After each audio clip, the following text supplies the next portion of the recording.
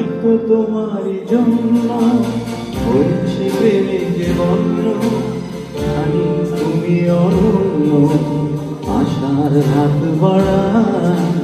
হয়তো তোমারই জন্য হয়েছে প্রেমে যে বন্য, জানি তুমি অনন্য, আশার হাত বাড়ায়। যদি কখনো একান্তে চেয়েছি তোমায় জানতে, শুরু থেকে শেষ প্রান্তে ছুটে ছুটে গেছি তাই।